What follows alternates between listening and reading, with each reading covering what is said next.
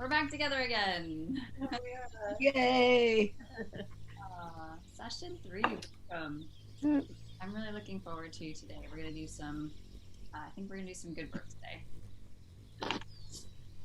Before we get started, let's get comfortable. We've gone over a variety of ways to get comfortable over the course of this week, from just relaxing, checking in, feeling into the words comfort, ease, relaxation. You might like to start by getting grounded or doing body brushing.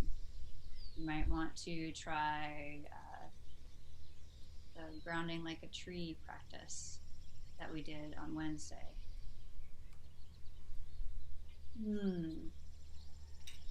This is your time to check in with your body and your emotions and give yourself what you are asking for.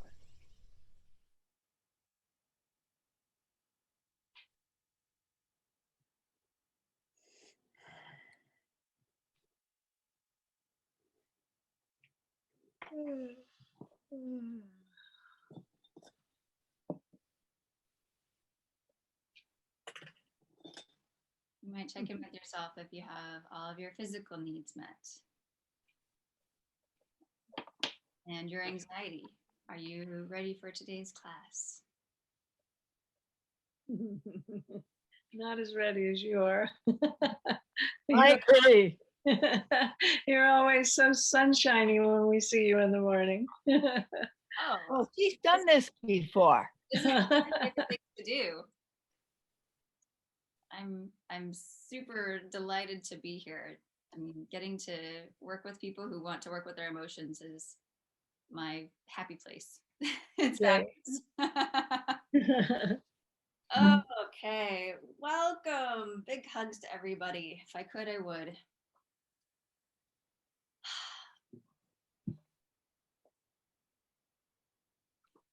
So when you just checked in with your body, what was your body telling you? What were your emotions telling you?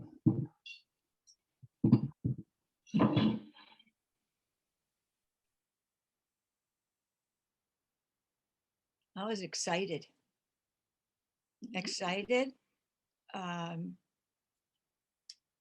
happy, a little bit anxious, and confident. If I got through the first two classes and got as much as I did, then there's nowhere but up to go.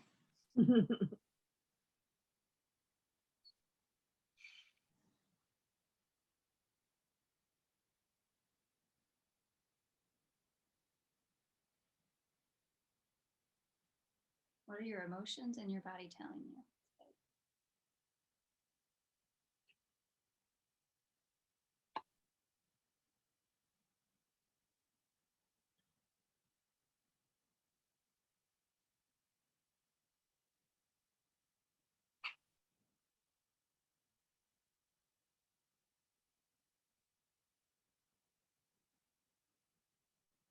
Feeling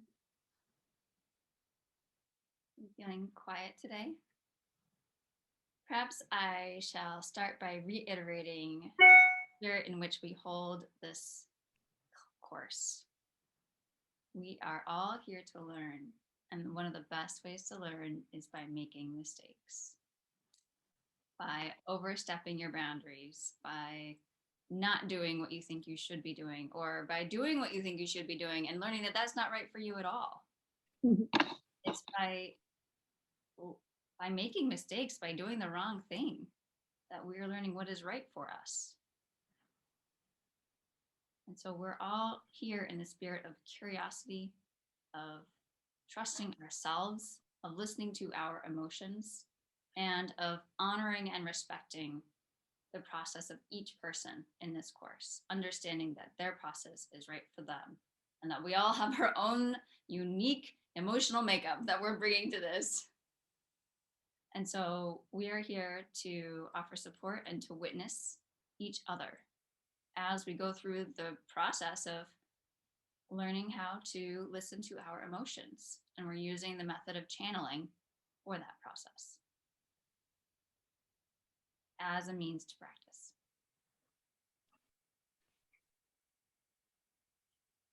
I'd like to check in with you about how your homework went. And I'm curious if you experienced a progression of, I would handle it this way, and then maybe you thought about it or slept on it, and the next day you thought, I would do it differently, or this doesn't feel right, or my emotions are saying this. I'm curious what you experience and how you came to a way of speaking or dealing with this situation that would be right for you, that feels right for you. And this was the scenario about unsolicited advice. Your friend or your spouse or somebody close to you gives you unsolicited advice, saying something like, you really should do this.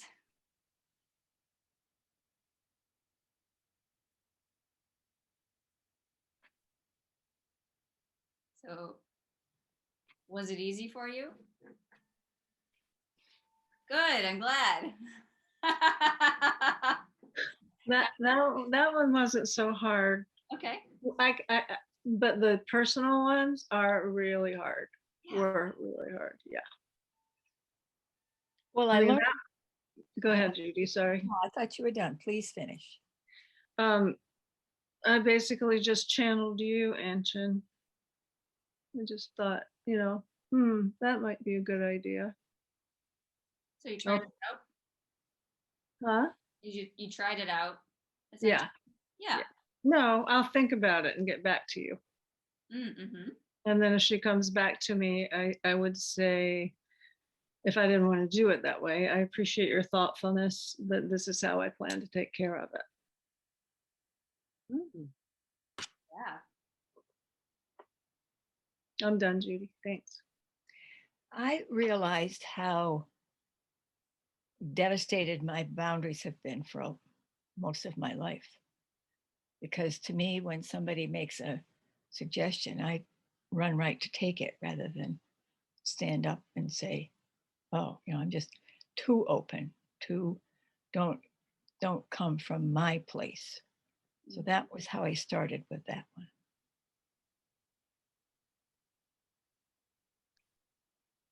Would you speak some more about your progression? Because it seems like you've. Oh, yeah. Well, it all runs together. It was 2 days of thinking about that scenario and saying, what will my scenario be? And then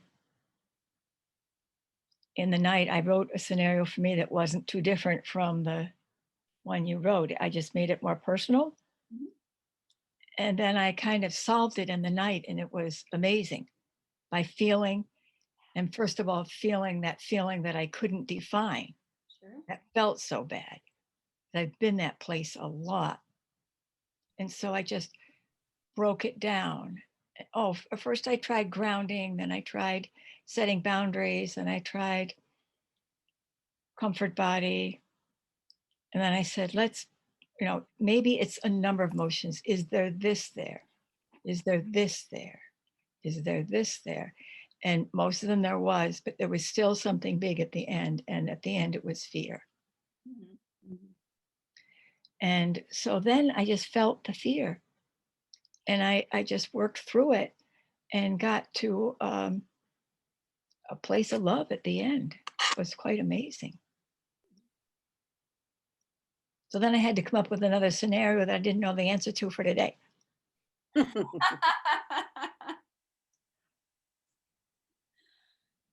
Wow. It's in you, it's in us if we just stay with it. And that uncomfortable feeling was so bad, but it was just tolerable if I kept going with it. It wasn't excruciating like it was maybe when I was a kid. So I could just begin to, like you say, start a plan for it rather than just go to my contract of I give up. This is too much. I'm helpless. That's the contract. I'm helpless. It's no longer the contract. Not. No, you've changed that. So my knees are shaking. Yeah. Yeah, that's a big thing you've just been through. I mean,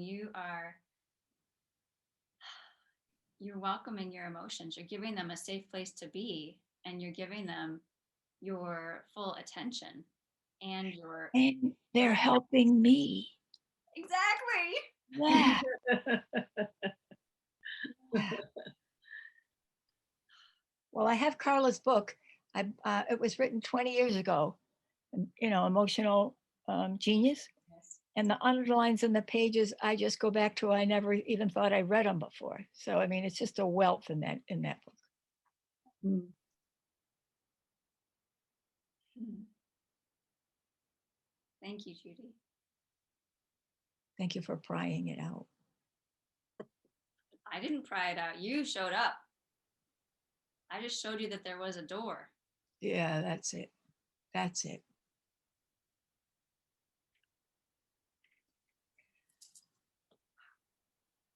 Judy, that's a hard act to follow. I didn't mean for it to be, because I know. I've spent all my life trying to get here. And now my husband was diagnosed with Alzheimer's, and I have this other huge thing on my shoulders. And the best thing I can do is take care of myself.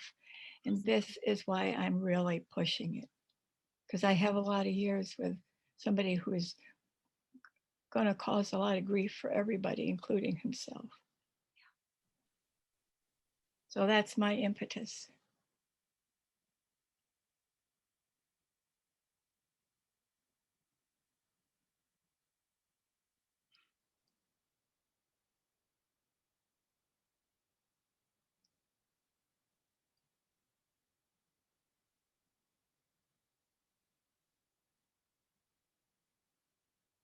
You deserve a celebration.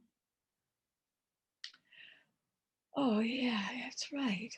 I just stopped. I don't go to celebration. I do now go to celebration. Waves of contentment, and you have a reason to celebrate. Absolutely. Yeah, yeah. Something Even that though you I'm could do. headed for a dark place, there's joy all of a sudden. Yeah. Yeah. Especially, I mean, you're in a complicated situation, and that you have chosen yourself in this speaks deeply to your values and to who you are already, to the emotions you've already uncovered and welcomed. But thank you. And when I realized that my boundaries were in terrible shape, what Carla says is then you get into hate and then you get into shadow. And so I studied what things I really was touched by other people, and what things I was really turned off by.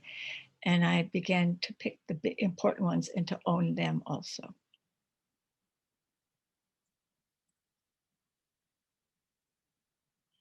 So I'll be quiet now. Let everybody else have a turn. How are you going to celebrate, Judy? Think about how you're going to celebrate. It can just be a very internal process. It could be an external one, but I just want to acknowledge the work that you've done and celebrate you. Thank you. Most of it, I think I'd like to just do inside and just feel what it feels like, because that's where my comfort body says is the best place. And it shines out. Mm. Thank you, Judy. Okay, let's hear from some other people about how the practice scenario went. And we're open to all experiences. If you hated this scenario, if you had no problem with it, if you are in confusion about it, we want to hear about it. All of your emotions are valuable to us, and all of your experiences help us understand ourselves better.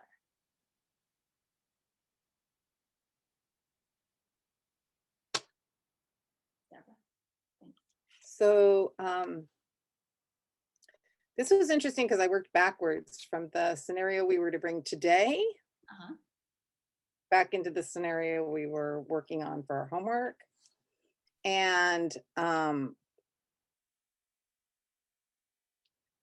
scenario that I chose for today to bring is not that different from that scenario, but it is. It's not someone who's giving unsolicited advice as much as asking, and I was perceiving it as criticism, so that's for later. But to me, there was this distinction when I'm not tired and it's very clearly unsolicited advice. I actually do have skills for that I've developed. So it doesn't mean that I feel that initial rush of danger, panic, alarm bells going off. Mhm. But I've worked with it enough and tried enough things and found something that really works that then I can always access that thing that works for advice. But when I'm tired or stressed or under the gun, and someone questions me, even if they're trying to help me, even if I know they're trying to help me, and or they are criticizing me, even if I know that the criticism, so logically I know one thing, but then those are the skills I don't quite yet have. So that's the scenario I brought. Mhm. But for the homework anyway, it was so great that I had those two to look at together. I wouldn't have put those pieces together if I didn't have this is what I'm bringing to class and this is what our homework is, and see that there's a real difference between if it's clearly someone offering unsolicited advice and I'm fairly well, even when I'm not that well rested, I've practiced something that works for me. Mhm. And if anybody's wondering what it is, I either I'm very neutral. Okay, Yeah. that's interesting. You think that? Or my favorite is to turn it around and ask them if they'll help me with that. And all the advice goes away. So I used to get a lot of unsolicited advice about how I was a single mom and I had to take time for myself. And I would hear it over and over again. And I just asked people if they were offering to babysit. And it all stopped. And it's true of other types of advice. People will, you should do this in your business. And then I'm like, are you offering to help me do that? Hmm. Can we schedule a time?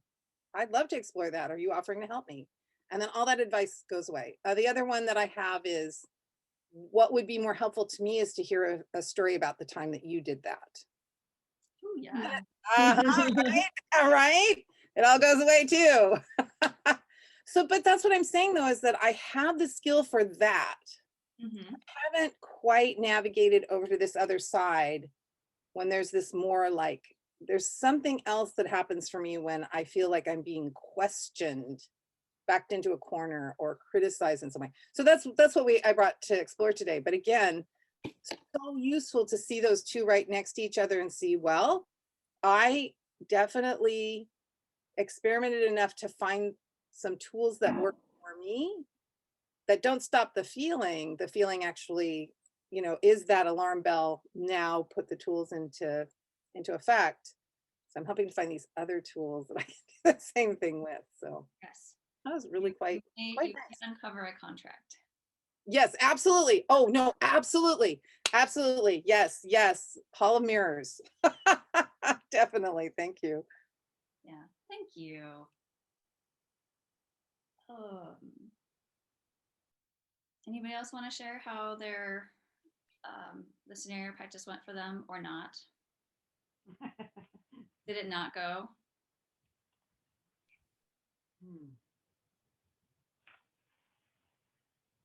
Oh, I'm unmuted. I'll talk.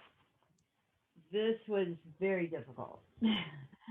And interestingly enough, I was with my daughter yesterday and we were talking about, she knows that I'm taking a class and that I'm working with my emotions and also boundaries. And so we were talking about a scenario that happened this week and she was asking me questions and I realized something, that when someone invites me to collaborate with them, my first sense is this joyful excitement. Oh my gosh, they want me to come and do something. They see my skills, they see my talents. And so we went through the entire thing, and at the end of it, she was asking me some questions about how I had boundaries with this. And I realized I didn't ask any questions. I was just so happy that someone included me. And so this has something to do with my unfamiliarity with the boundary thing. This is my biggest thing, I think, is not being really comfortable with my sense of the skill of boundaries. And Deborah, I love that. I loved what you said. That was so beautiful. That just felt like, oh, that's a good boundary. It's, and I think mostly it's just somehow letting my internal adult be in control and say, well, maybe something like this. Well, I'll get back to you on that.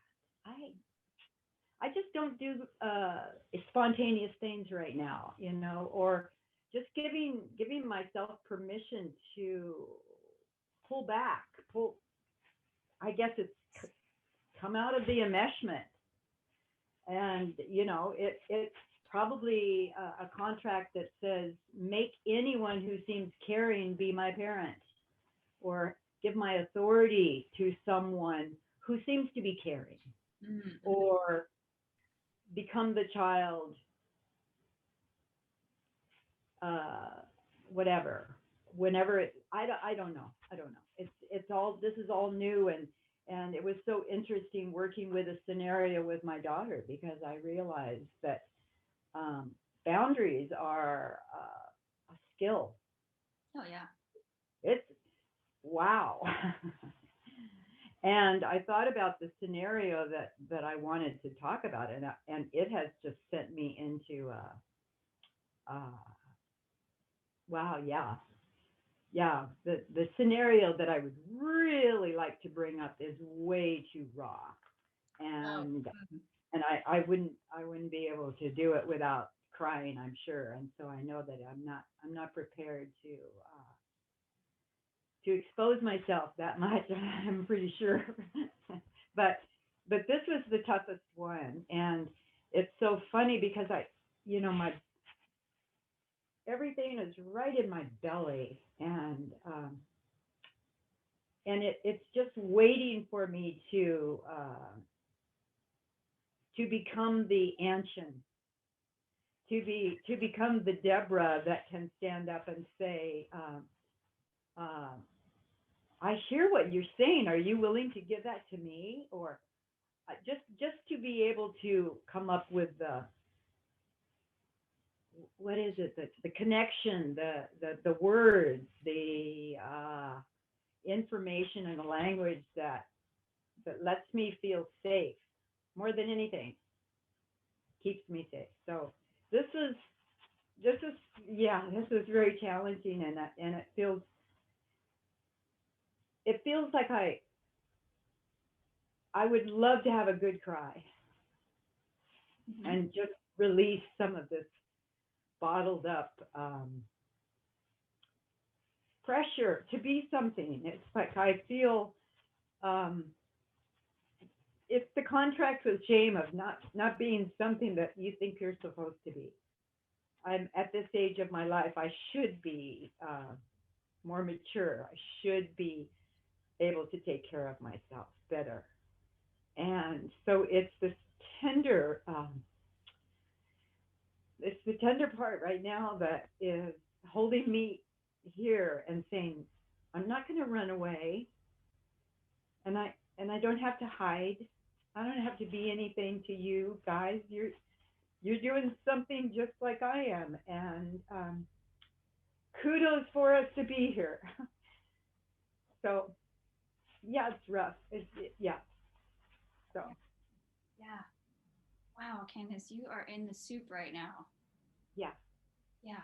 Thank you for being here and for bringing all of you here and for not pretending.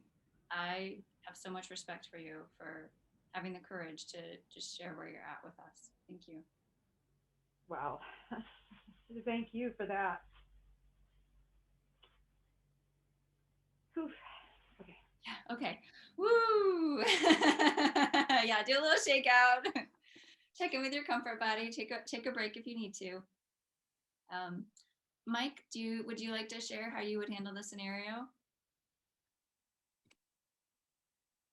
Sure. It was a difficult scenario for me. I actually had to change things around a bit and work with a different scenario Mm. before I could make any progress. Oh. I had to look at it from a perspective of, well, how would I want somebody to react if I gave them unwanted advice? Mm-hmm. And after working with that for a while, it kind of informed where I wanted to go with the other scenario. Mm-hmm. Um,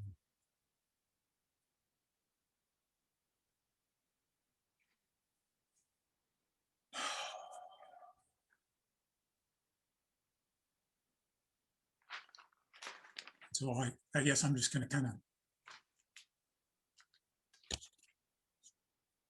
We're listening. step through my response rather than try and describe it.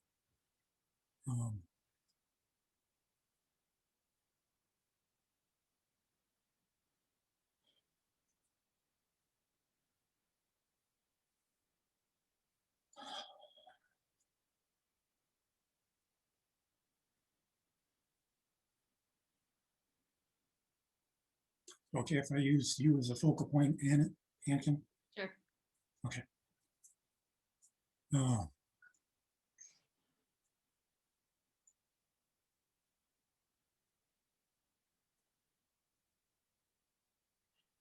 Anakin, what you said is kind of pushed me off center a bit, but I also know that self-awareness is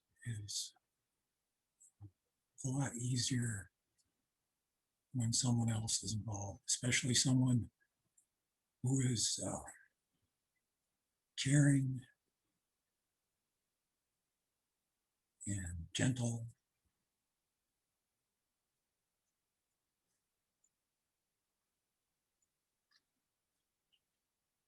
And genuine in the way they interact with you.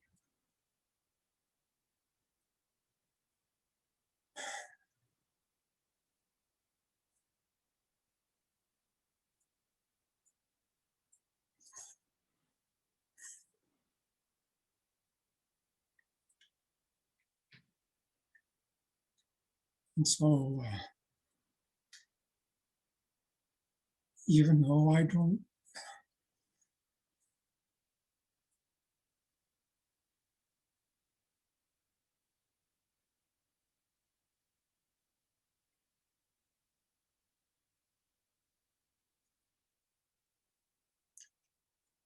even though I'm not in a good place right now, I really value your friendship and your willingness to share with me. So thank you.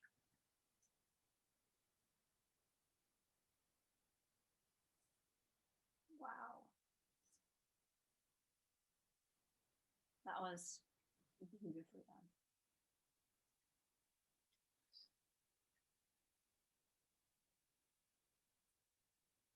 It just made me wish I was your friend, Mike, and that I was sitting next to you. Wow.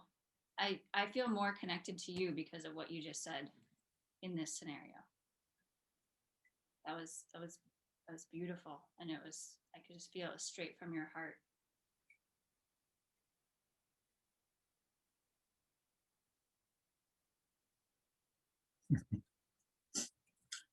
So I'm the one who cried, Candace.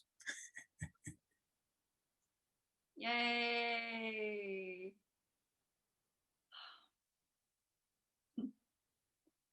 pride in this class. We got a lot of celebrating to do. I agree.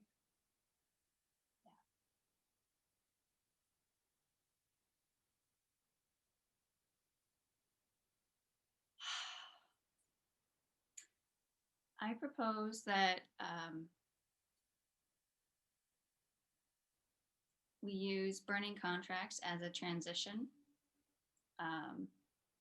And then we'll start working through these scenarios, because even just working through this one scenario that you used as homework has been, wow, just really beautiful to see where you're sourcing your support from, and how many resources you have available to you from within you. You're already so strong. You're already very resourced and clear.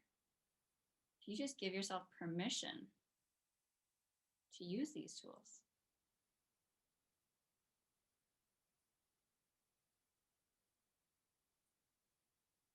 And I mean, you're in a practice, right? It's not channeling emotions mastery.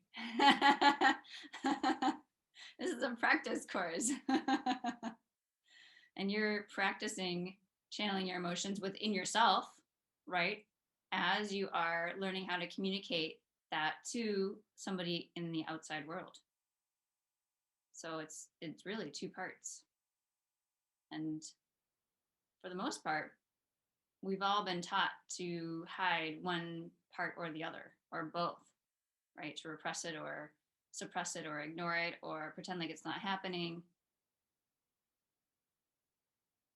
Or maybe to express it forcefully as a way of setting a boundary rather than honoring all that is there.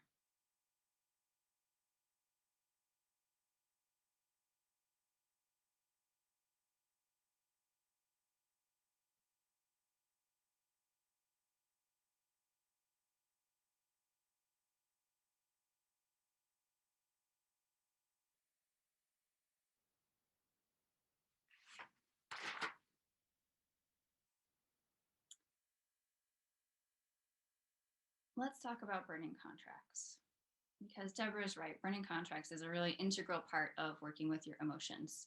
It is a practice that you use to clear the old stuff away and to create space in yourself, in your boundary, in your energy body, in your mental space for what you really want. Oftentimes, it's almost as if our emotions are cluttered up like an attic full of other people's old things. And we don't even realize that we're using, grandmother's old treadle sewing machine that has got a broken needle, and you have to pump it backwards or something. You're like, but I thought everybody had to sew this way. No, you don't. It's not that hard.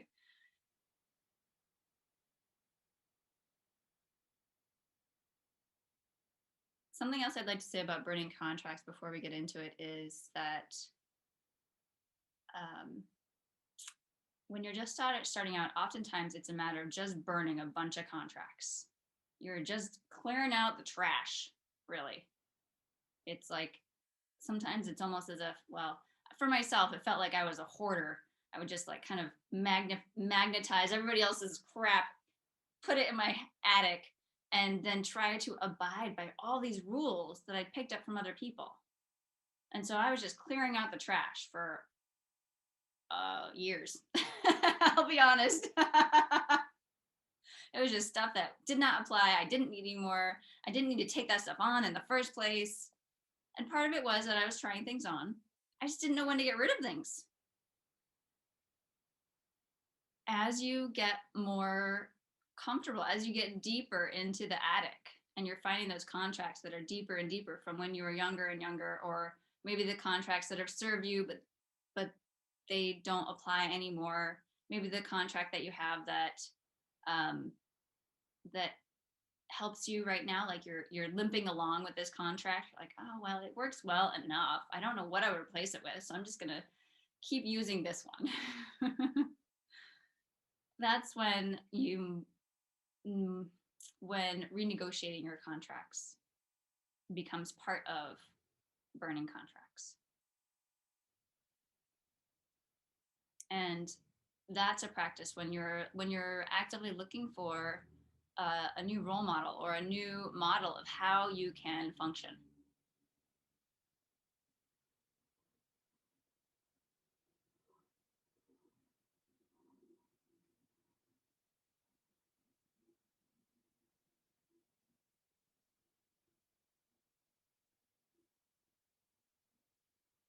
So over the last 2 sessions, I imagine you've come up against a contract or two. Before we start this practice, can you please identify one contract that you'd like to work on today? Often this practice goes better if you're just learning this practice. It's easier if you start with a contract that's fairly mild. So I don't suggest working on the contract with your mother, for example. That's usually a big part of the attic. But something that's maybe it's smaller, like, I don't know, maybe you took on the idea when you were a teenager that you always had to drive fast. Something like that, right? Like, I don't know where I picked this up. It doesn't make sense anymore. Why am I still doing it?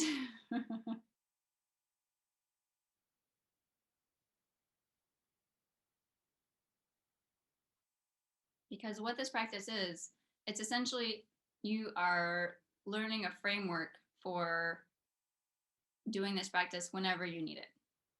We're going to take it slow today, but in the future, you can notice, oh, here's a contract. Do I have 5 minutes to take care of this? Yes, I'm going to do it right now. And then you can go through the practice, give yourself the space to go through the practice and do it. Now, for a long time, I had contracts that said that I couldn't deal with things right now. Oh, I'll do it later. And so that practice right there stopped me from burning contracts when they came up until they became an insurmountable blockage that I had to face, that my depression said, hey, what is going on here? I can't do anything with this contract. You have to change it, or this has to go, essentially.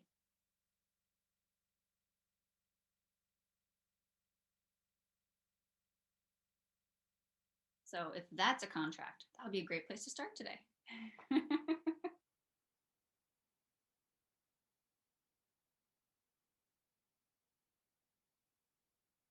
You may not even have a contract that you can write down. Maybe it's more of a feeling. Maybe that's how you function with your emotions. It's more of a feeling. That's perfectly okay. This practice is a framework. It's not something that you have to do exactly perfectly to the letter. This is something for you to use to modify in a way that works best for you.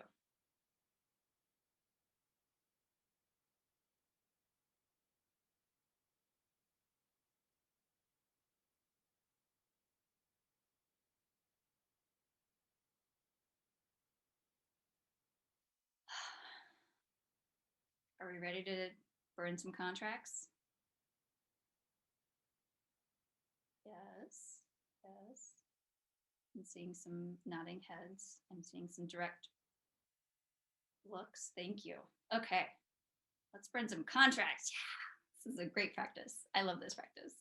This is a practice you can do imaginally, or you can do it in person. You can actually do it with your hands, right? And kind of act it out as you're doing this. You can also get up and act it out. That's perfectly okay. You can talk it out as you're doing this if you're more of a verbal person. Oh, or you could actually burn it. Yes, exactly. Yes, when this is done, I mean, during this, you can write it out too, and then you can take it out and burn it in a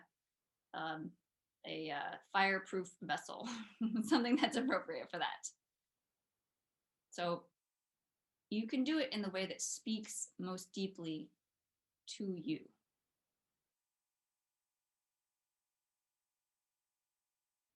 For this practice, it's important to define your boundary because you are making it very clear between what is you and what is not you.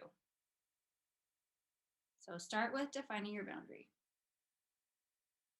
Make it a bright color or give it a bright feel or texture or sensation, or maybe it has a loud sound that's very distinctive to you.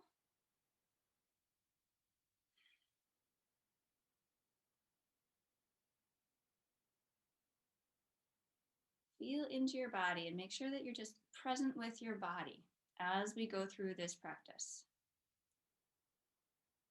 Now, imagine that you are unrolling a parchment in front of you.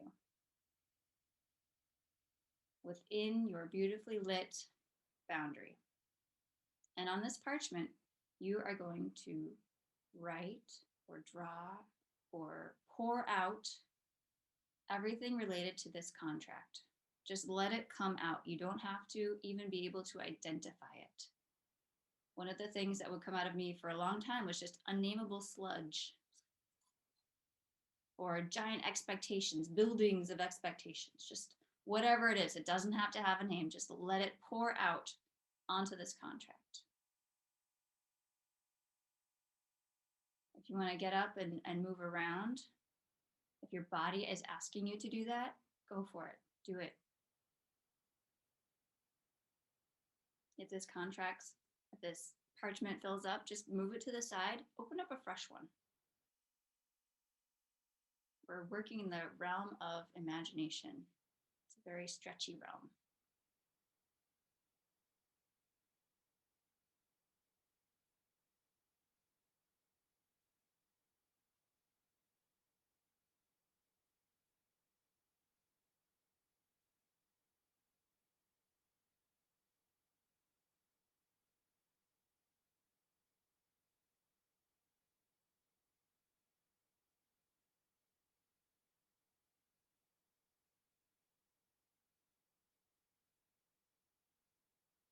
As you're pouring out everything related to this contract onto this parchment,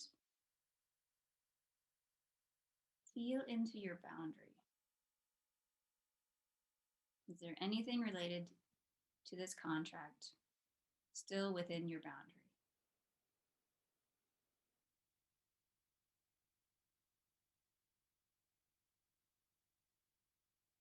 Allow this parchment to become a magnet for anything related to this contract, that it pull into it, anything related to this contract.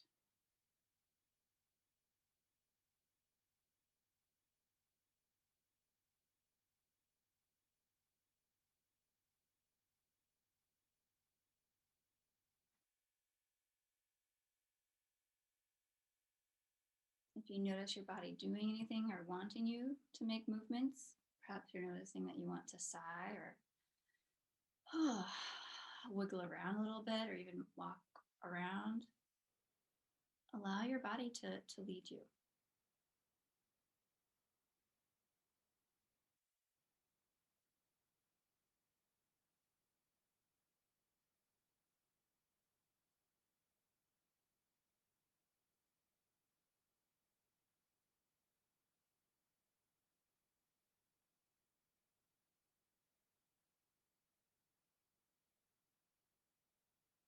Once your boundary feels clear of this contract, once all the contract from your boundary has been sucked into the parchment, feel into your body.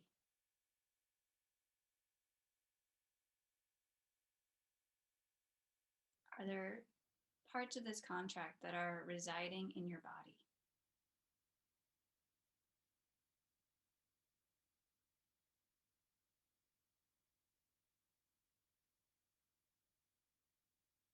Let that come forward. Let your body release the parts of this contract onto the parchment.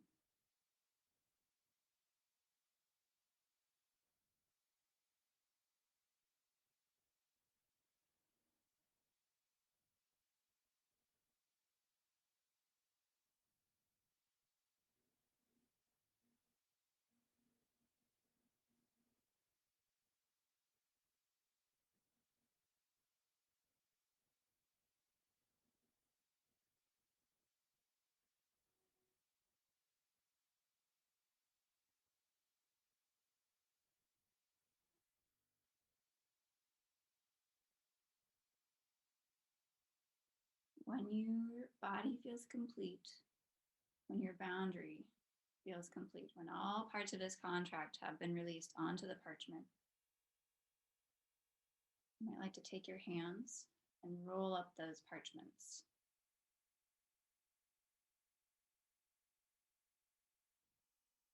Fold them up into little packages so that everything in them stays in them. You might like to tie it with twine or cover it in tape or dip it into silicone so that everything is held within this package.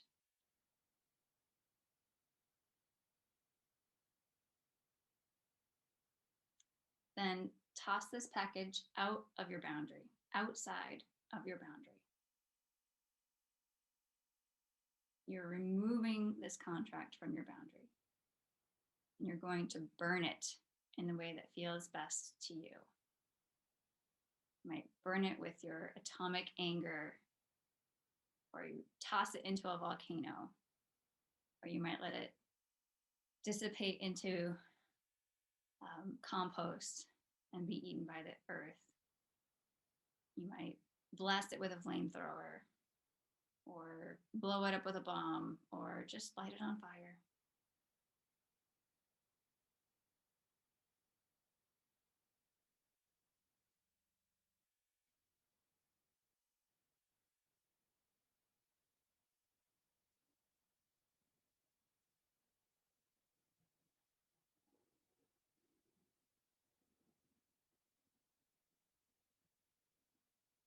When that feels complete to you, stand up and walk around. Feel into the renewed space you have in your body and your boundary.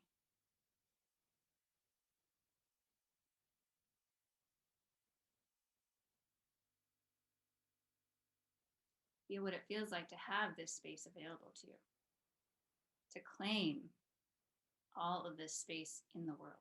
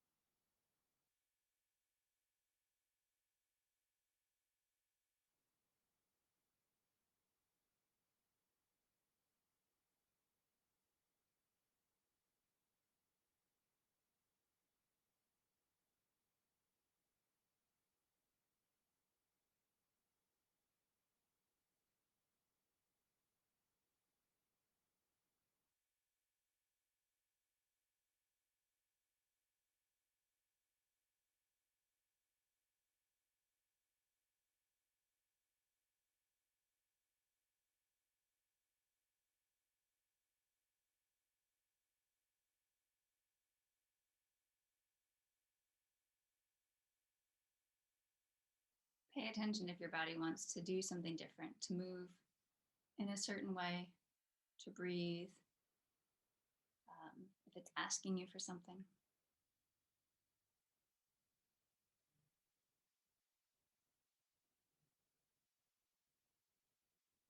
And when you're ready, come on back.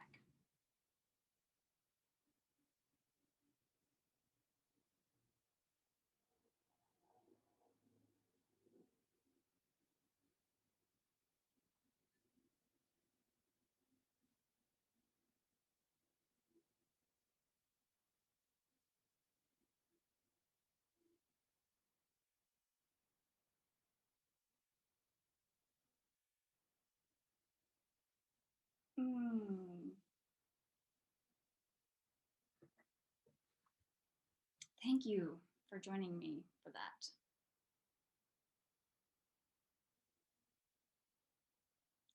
So that was the deluxe version. You can do that for yourself anytime. You can also do the very quick, oh, I just discovered I have a contract around drinking coffee, and that drinking coffee means that I am having a special time or whatever. or that I'm taking a break for myself. Is that really the case for me though? Just when you notice, oh, I have a contract here. Do I have time to deal with it? Yes or no? You're just bringing it to your conscious awareness. You're acknowledging it and you're making a decision. Do I want to deal with this now or do I need to deal with it later? This is a tool you can use anytime. It is an imaginal tool. Nobody's going to know that you're doing it.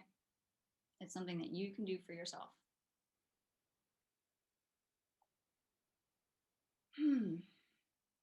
Thank you, Anshin. That's such a gift to step aside and let someone take the lead in guiding. It was really wonderful. Thank you. Good. Good. Yeah, Judy. You're muted.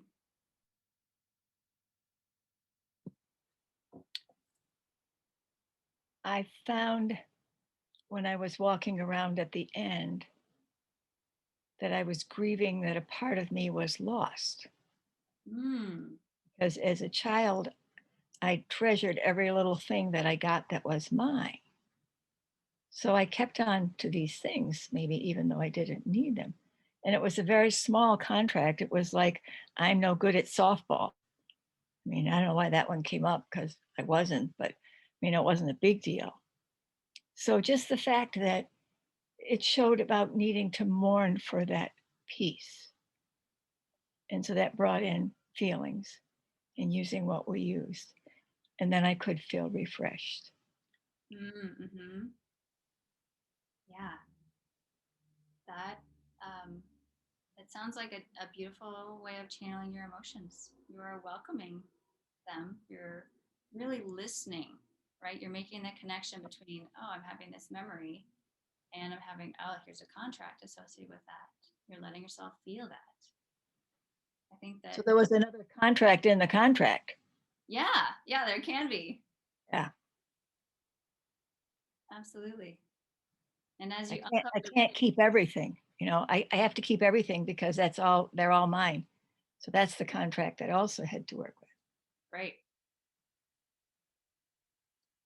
Very helpful. Yeah, I found that as well, that even though you said start with one simple, you know, when it started coming out, there were all these little other things, you know, the whole little cascade. Yeah. I'm glad you said start with simple and nothing with mother. That was a big help. I hope my son doesn't have that big a problem. He probably does. I tell that to myself all the time about my daughter. I'm like, I don't know. I'm probably doing the same things to her. Well, we'll be more understanding anyway. Well, hopefully I will help her have the tools so that she can work with it, right? Instead of storing it away for when she has time later.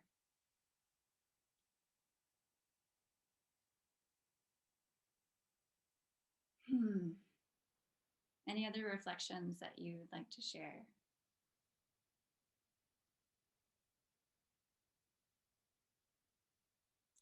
Catherine, I saw you had your hand up first and then Candace, sorry. Oh, Catherine, yeah. Unmute. Okay, got it. So I thought that I was choosing a small one, but when we started into it, it just got bigger and bigger, and I mean, just filled up my whole space. So I need to work with it a little bit more, to choose something small to start, because what I thought was small ended up being way too big.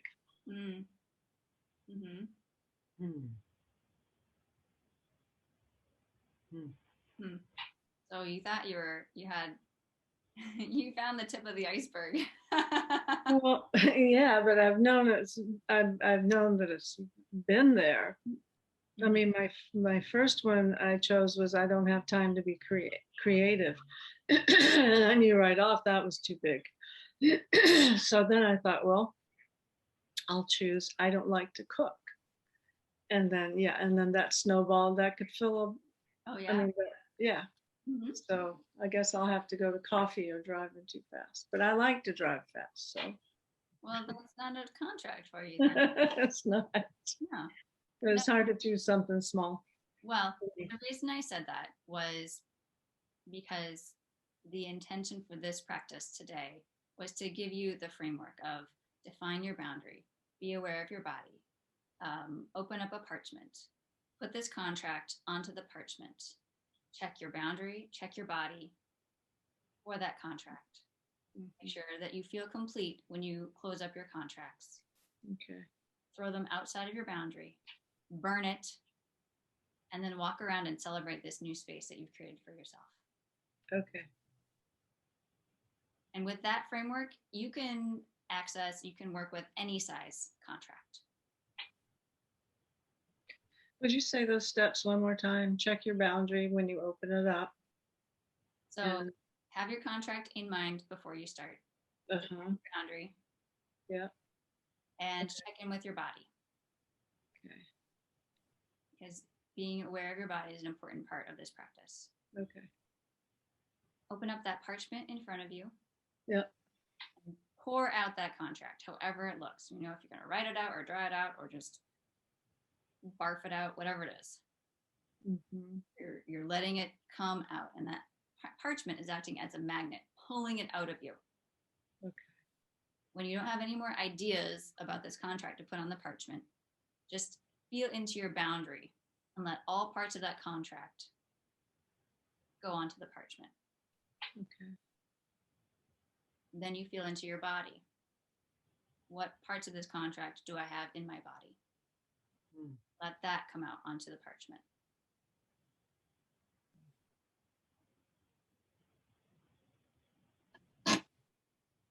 And when that feels complete, you close up those parchments, however many you filled up, right? Tie them up nice and tightly so nothing can escape. And then you chuck it out of your boundary. Thank you. And you burn it.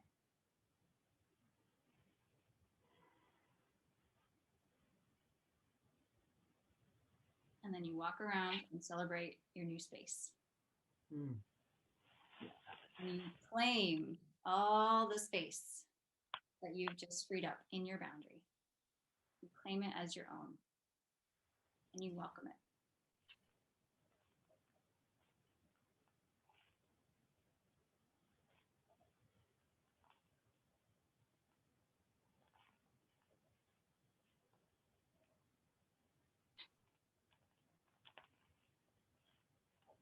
Thanks. Absolutely. Candace?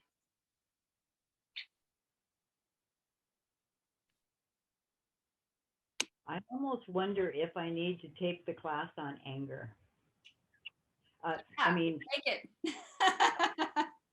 because as I'm doing this, and I've been burning contracts since the very beginning of reading Carla's book. However, I realize I've had a lot of contracts with just because I've been so absorbent, if nothing else. And so when I did this one, there's no way I could stay small. It was all the ideas and advice and the rules and the laws that I've heard about being here on the planet, being a human, being a woman, being a child. All of it feels like it's up right now. And then when you said, I really was pondering, you said create the space for something new. So it's like this concept of having my own space. It seems to be the issue, that having a boundary that clearly defines me. It's such a practice for someone like me. This is like a feng shui kind of thing where I feel like I get to have mine. I keep thinking mine is a big word here. And maybe that's what I can do. I can walk around and yell out, this is Yeah. my space.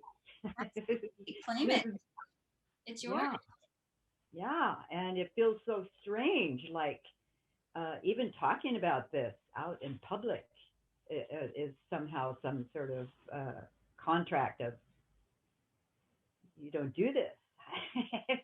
Yeah, As if it's taboo very. to claim the space that you take up in the world.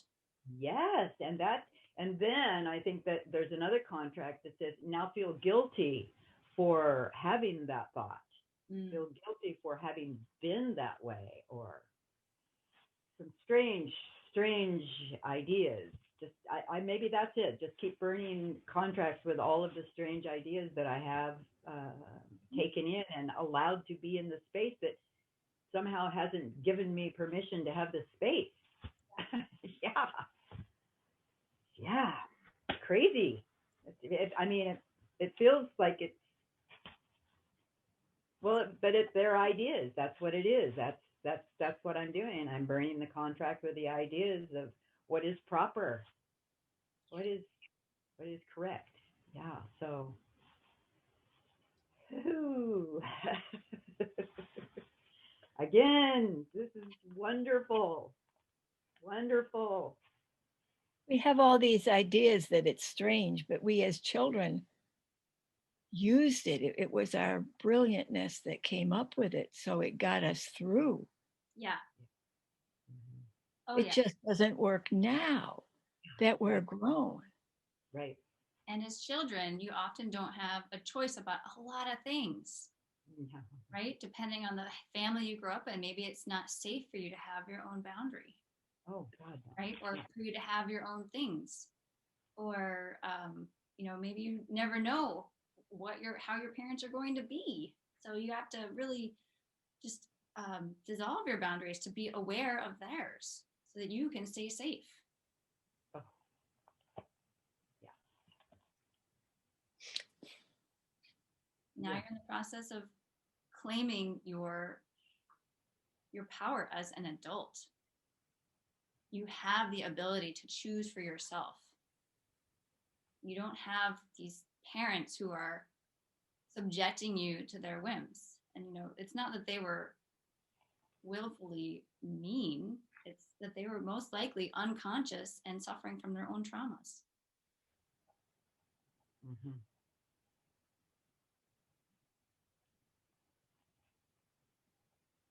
So when you do this work, you're doing incredible healing work Mm-hmm. for yourself and for your ancestry too.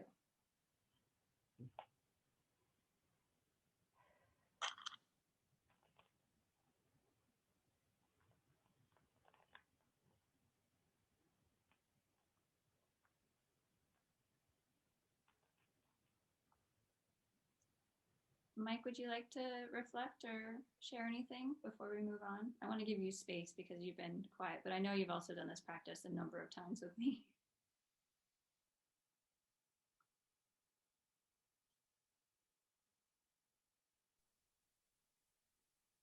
No, my contract was about sharing in instances where I'm not, don't feel like it. So, no. Great. Thank you. And good job.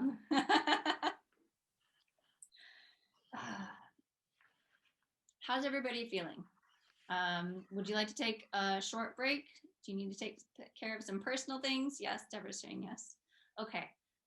Go ahead and take 5, 4, 3-minute break. We do 3 minutes. Let's take a quick break, get up, walk around, come back in 3 minutes, and we'll look at these scenarios.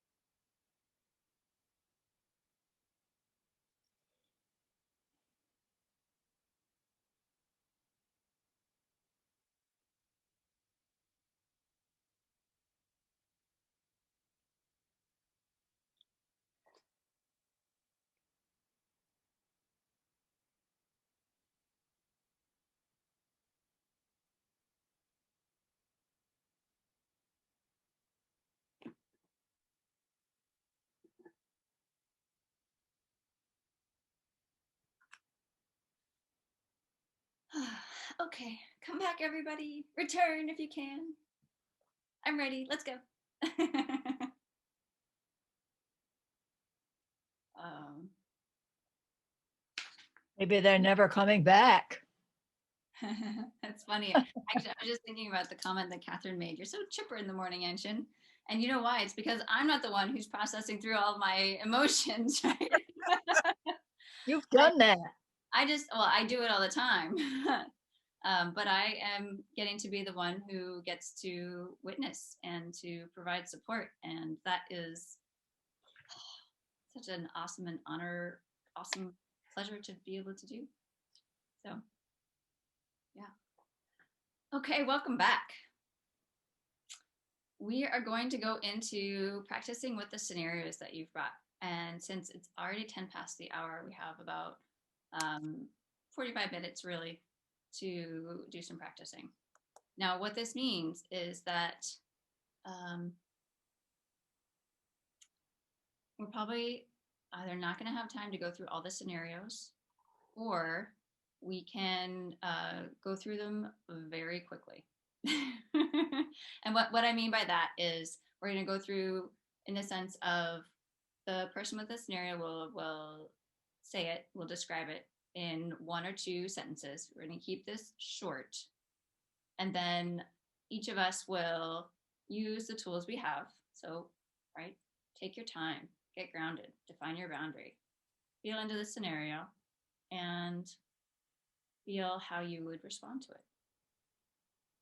And then just respond in the moment. So that's one option. The other option is that we choose 2 scenarios and work through them very much in depth.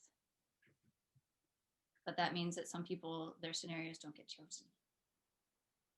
So I think everybody ought to get a chance. so. I vote for everybody to get a chance. Okay, Deborah, then Catherine.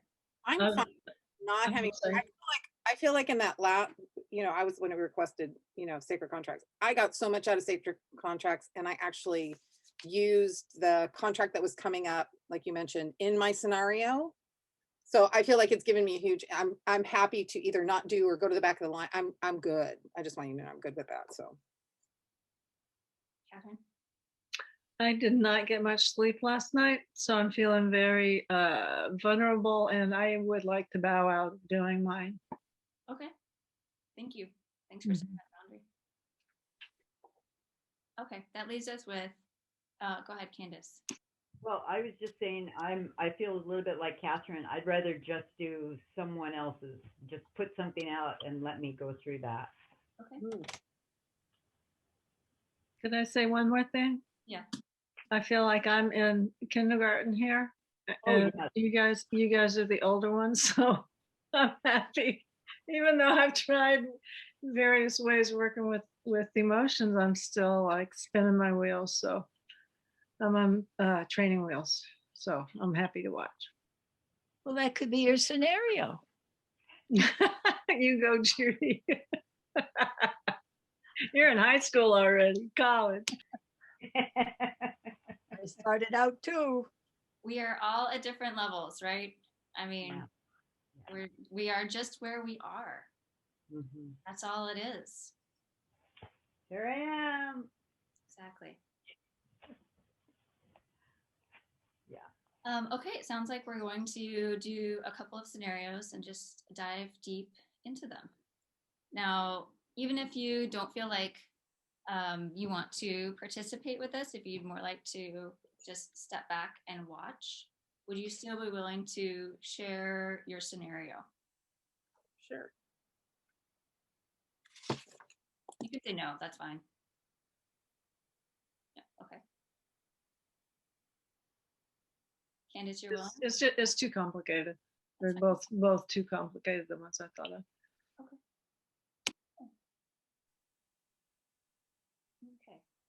Let's see, Deborah, you said you would. Yeah, do you want me to quickly share mine? I'll just share the outline of it and then we can move on, or is that what you're saying? I want to see who feels comfortable sharing their scenario, just in general. Just raise your hand if you feel comfortable. To work with it or to just mention it and go on is what I'm asking. Oh, just to mention it and go on. I just am Okay, in a yeah. poll right now. So if you feel comfortable sharing your scenario, I'd like to see your hand up. Okay, so I see 3 people. Is that correct? Okay. Well, let's see here. Let's try to do all 3. Gosh, I don't want to put anybody on the spot. Yes, Mike?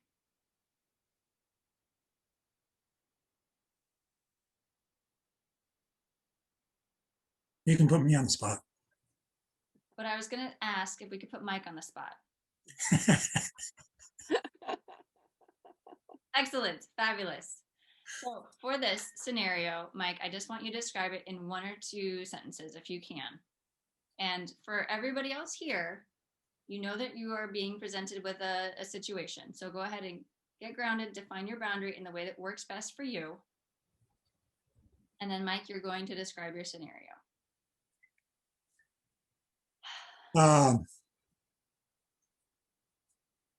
Okay, so I'm not sure if this would work well in a class setting or not, but the one that keeps coming up for me is a person you care about is always very contrary and keeps trying to reverse things. If you bring up something, they just try and reverse it on you and say, well, that's your fault. And always disagreeing, and they're the expert. That's it. Thank you. That's a great scenario.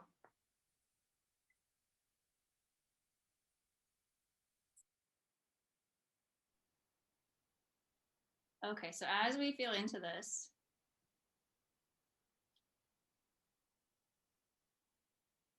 what are some of the emotions that come up around this scenario? Maybe you could name some of the emotions that are arising around this.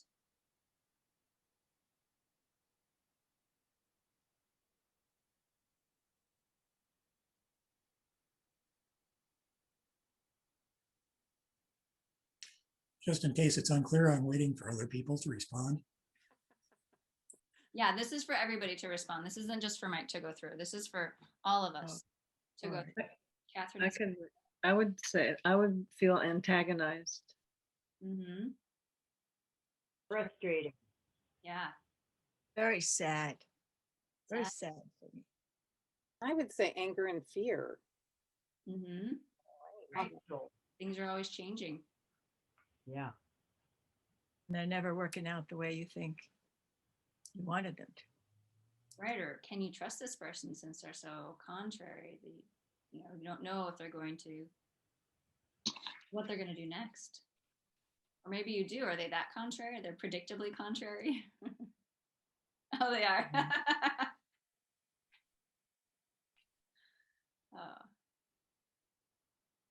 To me, there's a little bit of revolving around that it's someone you care for or care about, and there's the implication that you want the relationship to continue. Yes, Mike? Mm-hmm. And your hopes are frequently dashed. Yeah.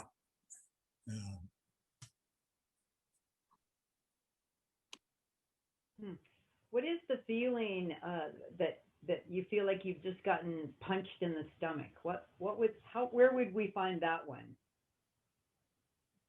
Um, Would that be like betrayal? yeah, something that it freezes you because their barrier and their wall is so strong. They're resisting. It's their resistance that feels. It has something to do with trust for sure.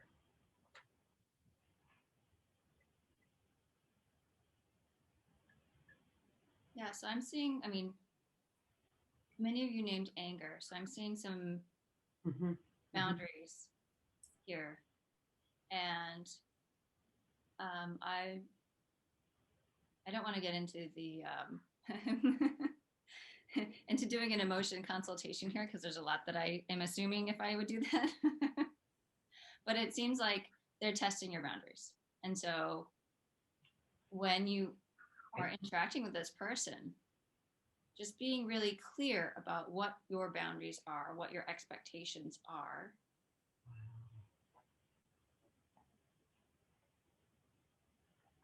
Welcoming in your sadness, perhaps to help you let go of the expectation that this person be reasonable.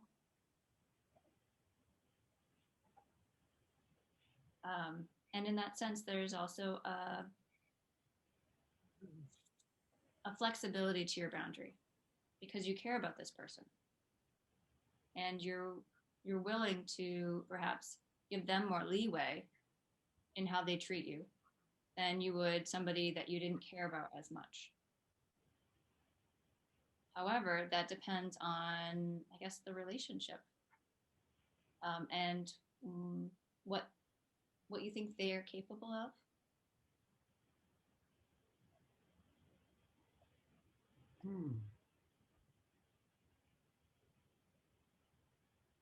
So it sounds like this person doesn't respond to reason, but instead it sounds like they kind of gaslight you a lot. Does that sound Can accurate? you repeat that last sentence? It sounds like this person doesn't respond to reason, but that they gaslight you a lot. What do you mean by gaslight? Oh, so to gaslight someone means to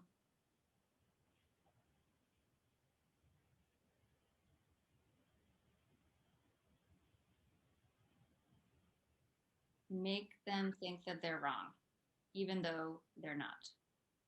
To make them think that they're making things up or that their facts are wrong. It's a form of kind of emotional manipulation.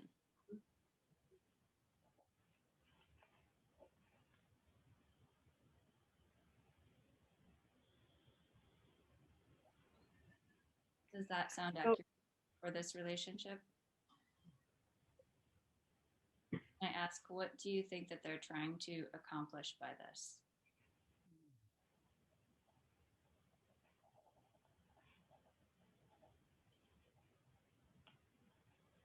Well, I think they are very concerned about their own appearance to others. And also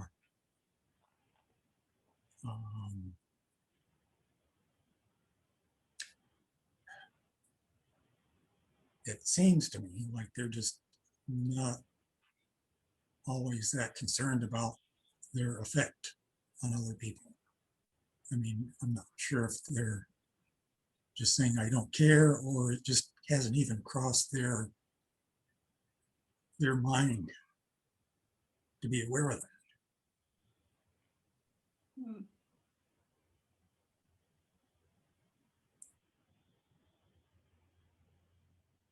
Mike, did I understand more than one person does this, or is this just one person?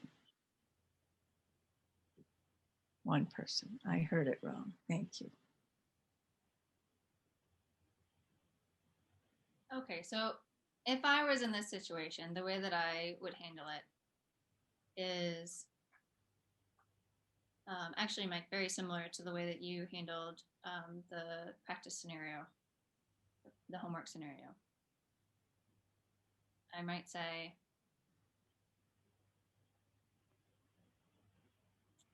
when you tell me that I'm wrong about this, or that I've lied to you, I know that these things are untrue. And I am really frustrated.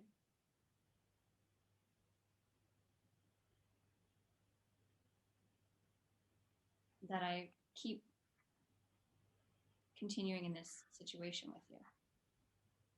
I don't want to do this anymore. I care a lot about you. I care about you deeply. You're really important to me. But the way that you treat me, I feel disrespected, like you're not really listening to me, and like you don't value our relationship.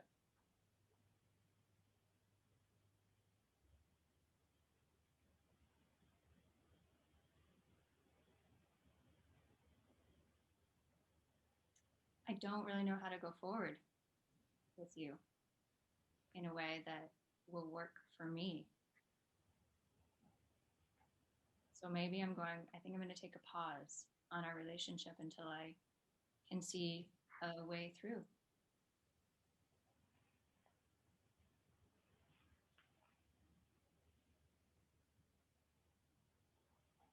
So I really had to welcome my sadness there, to understand that, I'm expressing my care for this person, but also that I'm not willing to put my relationship with that person above my relationship with myself. And that's a very personal thing, partly because I don't know this person. I don't know what relationship you have with them.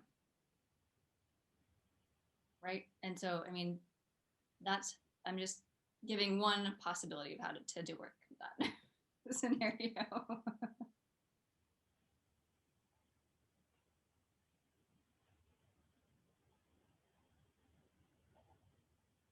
Would anybody else like to give this a shot? Deborah, yeah. I just want to say, I have been in a situation where definitely things were not as the other person said they were.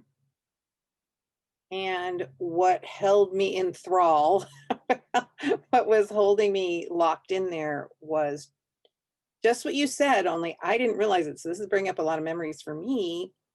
And it's that welcoming in your sadness, being willing to be sad. It actually relates to the scenario that I brought as well. So for me in this moment, this is very, very revealing. Thank you, Mike, for being willing to bring this up. And thank you, Anshin, for putting your finger on this part about sadness, because as you can all tell, I can go to anger and boundaries pretty quick. But I'm dancing around that contract about what sadness means and looking back on my past experience in a scenario like this. I can see where I became ungrounded because that part of me was trying to hold off the sadness, which took myself away from being in the moment. Yeah. You just described that really well. Yeah, because if you're not able to welcome your sadness, you're holding on, right? And then maybe it's your anxiety that's spiraling you up, or maybe you just go channel it more into more anger. Like, oh no, I can't feel sad. I'm gonna hold on, or I'm gonna make this happen. Judy, did you have your hand up? I just felt Mike's sadness.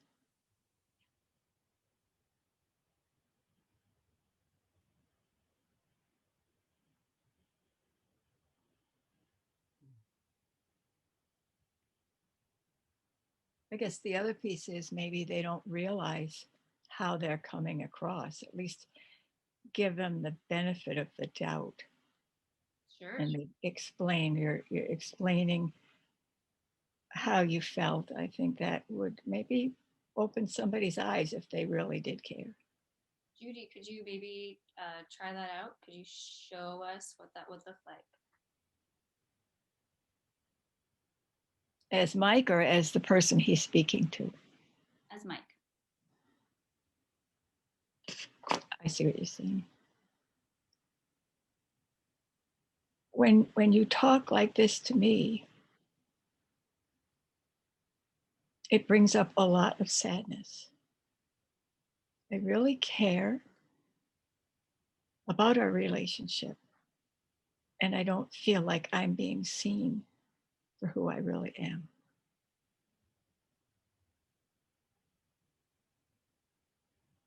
That was good. Thank you. Yeah. You're speaking from your truth, right? From your values, from what's important to you. And you're speaking from a caring and respectful stance. And feeling my sadness all along, Yeah. which helps me. Yeah.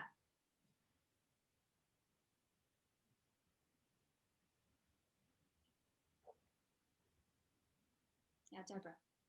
I'm just thinking about my own scenario that I brought. And if I had been able to do what Judy just did in my scenario and been present with the sadness, I don't think I would have had the situation I had. I mean, it would have resolved very quickly. It wouldn't have gone to a place where there was a contention and a separation. It wouldn't have, because the person was well-meaning. So if I had just shown that, that is the revelation I've gotten today as we're talking. If I had shown earlier my emotion, Mm-hmm. instead of trying to mask it to the point where there was emotion that couldn't be denied, Uh-huh. which created all of this other thing. So this is very appropriate to my own situation that scenario I brought, which is, and I'll have to practice this, I think, and work with the contracts too, but being vulnerable and clear in that moment with what I'm being aware of myself and actually expressing what, Mm-hmm. the softer emotions before they turn into the more extreme would have changed my scenario for sure. I don't know if it would yours, Mike, but sooner rather than later. Mike, would you like to add anything or give this a shot?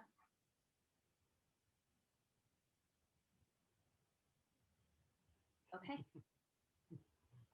Okay. Let's move on to Deborah's scenario. It sounds like it's really top of mind, so let's do it. Oh, we really already just did it. I mean, I can tell you that we already did it. I think for me, this scenario would be just being in that moment, letting the tears come, just taking a moment and just being where I was. But the scenario in 2 sentences in is that I just moved, downsized, a lot of stuff still in the house, the apartment, went from a house to apartment. The apartment was not the way I wanted it. And a dear friend came to stay. So first of all, I didn't have it in me in an exhausted state to say, no, don't come. I don't want you to come when everything's a mess. And when she came, she was trying to fix everything and telling me everything that was wrong. So, and obviously it ended up badly. So, but just in what we were talking about with Mike, if I could have just sat down and been vulnerable with her instead of trying to scramble around and make it okay for her for all the contract reasons, then I think that would have brought all that energy focused back into well, what's going on right now. So this is very helpful. So what would you say now?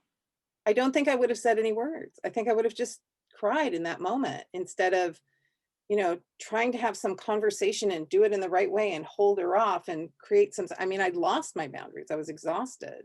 Mm-hmm. I think I would have stopped and come back to where I really was. I would have just started crying. I don't think I would have had any words. And then knowing this person, I think she would have been just like, oh, no, that's not, oh, I didn't mean to do that. Whereas instead, because I was pushing back and she was trying so hard to help, it ended up being that So in this moment, I'm seeing how me welcoming in my sadness and allowing it could have been the communication that would have broken that scenario.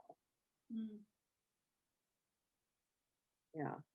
In this instance, I'd like to acknowledge Candace and Catherine and the sadness that you are holding today. And I'd like to welcome your sadness into our session. We're here. We are all here. Did you just say something to me? I said to you and Candace both. It sounds Oh, you're feeling fragile. Oftentimes that can be a sign of sadness or grief, right? You're letting go of something or you're coming to realize something that maybe isn't working anymore. And I just want to honor that this is a safe place for all emotions. thank you. I don't Well, want I just realized something with this scenario, which is I'm very, very grateful for, because one of the scenarios that I was going to bring is about a really dear friend who just like said she can't communicate with me anymore. And part of it was because we went on a trip together. We were together for 2 weeks, had never been together that long. And she needed space from me. And she started acting weird and getting more and more distance. And I knew that was happening, but I didn't have the skill set to say, why don't we just take some time apart? And she just recently wrote, and I think and said she doesn't know when she can be a friend, and that's fine. I'm okay. She lives in Seattle. But I think I know now what I can say to her. So this has been very helpful. Thank you. Thank you. And yeah, I feel sad and fragile, and I'm probably going to take a nap when this is done, but I've loved this course. It's been so good for me. Thank you. Yeah.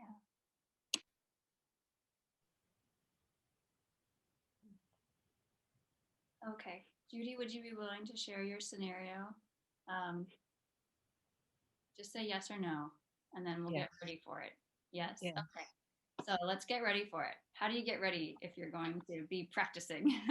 Usually this doesn't happen in real life, but you can build the pathways now, right? So that when it does happen, you can recognize, oh, hey, I'm feeling intense emotions right now. I'm going to define my boundary and get grounded.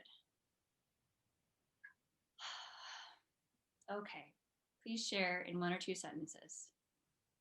I just want to preface it by saying already from today, I would handle this differently than I thought I might when I started the class this afternoon. It's not unlike the one we had for homework. I find myself offering advice to my 2 adult in the 20s grandchildren. I see these kids, I think I have some answers, and I realize it's overstepping my boundaries to say that. In fact, one of them said to me, I just want to have you be here, or something like that, or just keep in touch. But I just want to keep going more, because of course there's more I can tell him. And then I think his father's telling him the same thing, my son, And then his father said the other day, my grandson just turned 25 on his 25th birthday. 2 days after he was sick, 2 days after he found out it was COVID. So he's just getting over COVID. So he's had quite a rough time. And his dad rose to the occasion and brought him a lot of groceries, and that meant a lot to him. And his dad forgot to give his son some things that I sent along. And that's the kind of thing his father is finding fault with him for. So he says, oh, I guess I got something to do too. And with all this, I have thinking to do also. So again, I find myself offering advice to my adult grandchildren. Mm-hmm. I don't want to do that anymore. I want to respect them. I want to tell them that if there's something going on that I could listen to, I'm going to change my contract from I am a fixer to I am a listener, or a good listener, Yeah.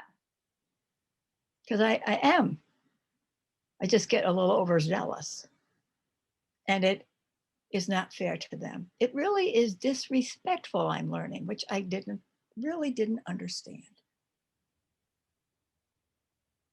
It doesn't allow them to learn from their own lives.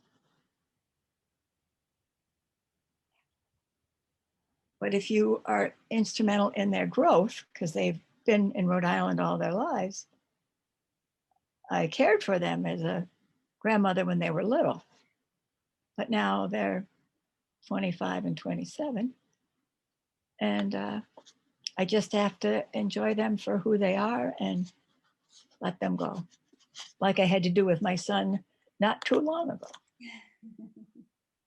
So to be able to say to them at some way, without getting too heavy, grandmothers can learn too. And I used to want to fix everything, and I thought I had some ideas that would be helpful to you. But they were only ideas that were helpful to me. And if you find along the way you need something, could you just ask? And that's another whole ballgame. Beautiful. That was beautiful. Thank you. Yeah. Well, I really care. And then underneath it all, I have this terrible fear of connection and this huge, immense longing for connection, which is early stuff. And that's the big piece. Mm-hmm. To know that connecting, I can make mistakes, because that was a big one. My mother was forever on me. Judy, don't. Judy, don't. Judy, don't. I mean, when I was 20 years old and we were walking with my fiance down the road, she says, Judy, don't catch that hawk. I mean, and she's still saying it, but not now. And then, so for me, good turned dangerous. Love turned dangerous. And that's the fear piece way down under everything. That's the hard part right now, getting over that hump with my child. Mm-hmm. It's a really tough one.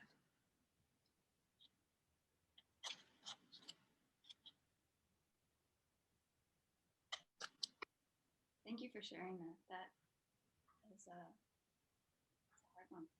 And as you say this, I wish that my grandmother had been able to say something like that to me. That would have been a lot. Thank you. I hope they want to talk again. I think they will. Yeah. Does anybody else feel like they'd like to take a shot at this one? Maybe we could just feel into the emotions in this scenario.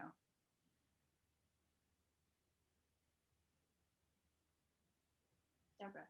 Well, I found this come up when I was working on my emotional vocabulary list and we were taking things from that one list to the other.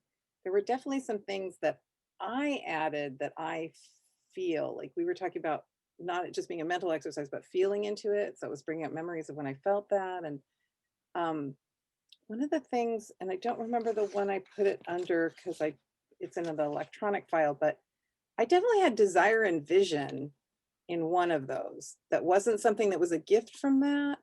And I could find which one it is, but sometimes when there's that contrast of the emotions, then I connect, like Judy, to me anyway, I felt as you were speaking, the desire that I would feel for my grandchildren that I currently feel for my children. And so it has heightened that desire, longing, really even the vision part of what I want, the relationship I want with them. And that, to me, that is a gift of the emotion. So I actually did add some of my own. Good for you. That's great. You're owning them. Yeah, yeah, yeah. Or kind of fine tuning them to you. Uh-huh. Yeah, that's what it's all about too, is you are learning what your emotions mean to you. You know, it's individual for each person, and that's partly why having a conversation about emotions is complicated. You need to make sure that you're on the same page when you say, hey, I'm angry with you. You know, for me, it might say, hey, I'm sick and tired of you leaving dishes in the sink. And for this person, it might say, hey, I hate you and I never want to see you again. Right? We hear different things when you bring up the emotion words like anger or hatred or depression, or, you know, there's a lot of baggage often associated with these words. So being aware of that in your conversation with people. Actually, I really liked Mike when you said, hey, I feel a little off center, um, when you were talking about the shame scenario. That is something that other people can relate to, right? And that's often, while it's not specific in the work of dynamic emotional integration, um, most people that we interact with aren't familiar with this work. So being able to connect with people and using terms that they'll understand is a really important part of channeling emotions and communicating emotions.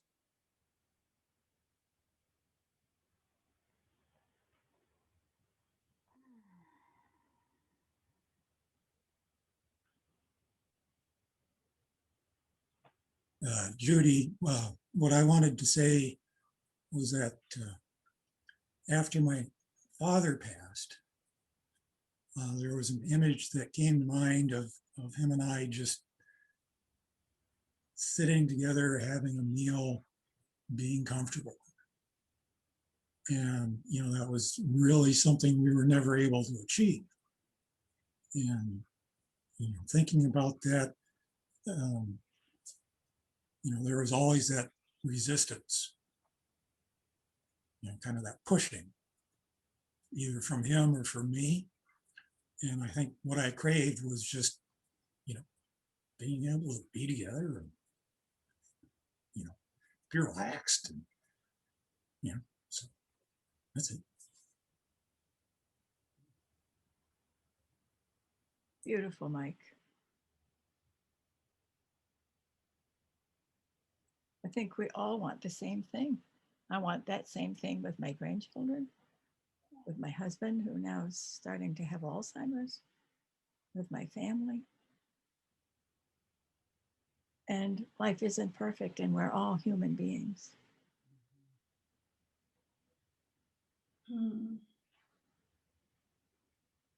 Talking about this scenario brings up my own relationship with my 3-year-old. She's all about pushing boundaries right now. And I'm in the position of having to establish boundaries with her, really be clear about, yes, you can do this, no, you can't do that. And I'm also conscious of how often I have to tell her no, and how often I have to tell her, you know, what we're doing now, how are we doing this thing? Without, and I want her to figure things out on her own. I don't want to be the mom who's like, oh no, you have to do it this way. Oh, stop that. You have to do it this way, right? I don't want to be the perfectionist mom. I really want to allow her to explore things as long as it's safe and as long as it doesn't make too much of a mess. And so this scenario really brings it up for me because I feel like I'm constantly giving her advice. Oh, well, if you do it this way, it'll be easier. Right? Rather than letting her figure things out. So it's very pertinent for me, both in recognizing, well, where's my boundary with this? Why do I think that it's okay for me to tell her these things here? And is that true? Or what's that related to? Is there a contract there?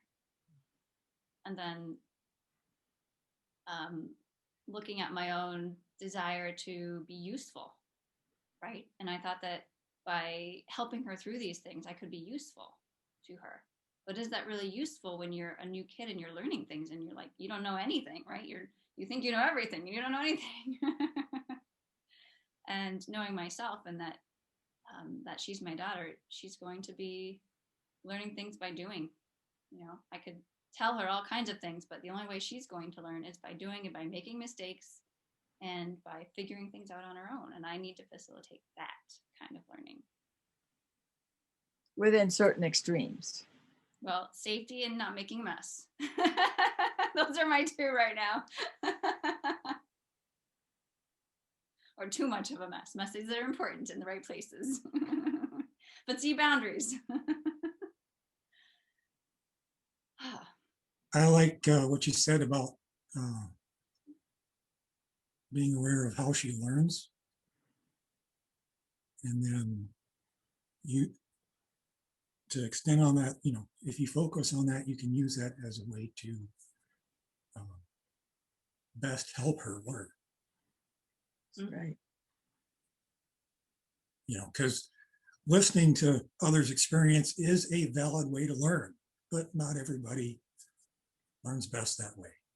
Well, especially if it's your mom, you're probably not going to listen to her.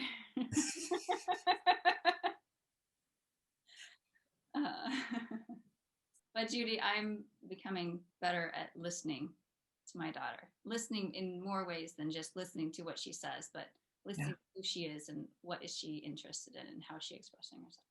That's beautiful. And what I got out of this for me was the important thing isn't that I am trying to help them, like you say, or be good to them. The important thing is, bottom line, I care very much about them.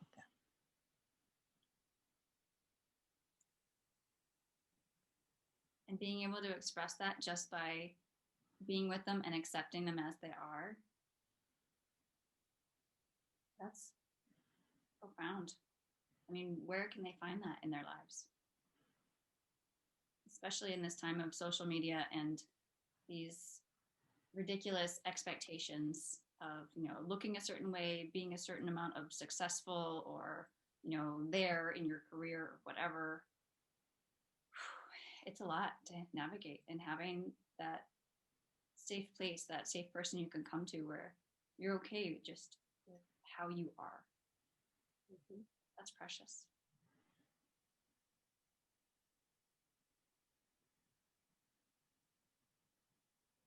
I'd like to say one more thing to Mike, that Mike, you had this vision with your dad. I probably had a similar vision with my mom.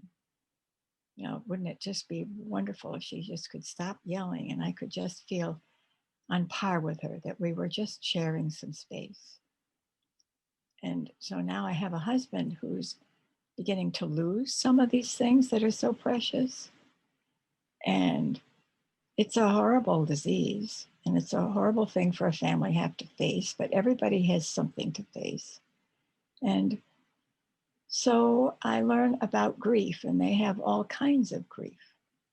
But it's okay to mourn for the dad that you wanted that you didn't have also. And for me to mourn that way about my mom.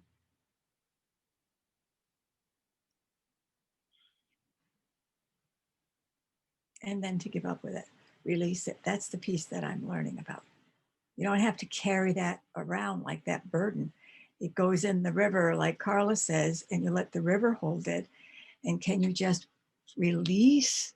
And I'm not sure exactly what release means, but I think I know it means just turn it over. Just let that burden off your shoulders. And what would it feel like to have that gone, or the river carrying it for you, maybe? I don't know. That would be that's my next step in grief. It helps me sometimes to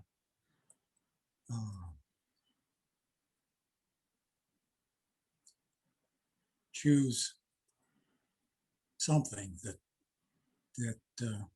I feel I trust in, and just say, I give myself to you. And that helps me feel, you know, experience a release. Yeah. Thank you for sharing that.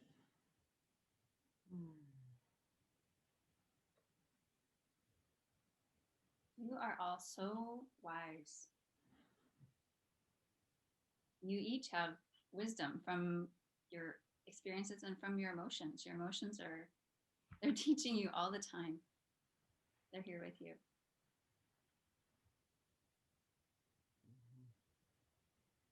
And you have so much to teach each other too. This is one of my favorite parts of working with a group, is because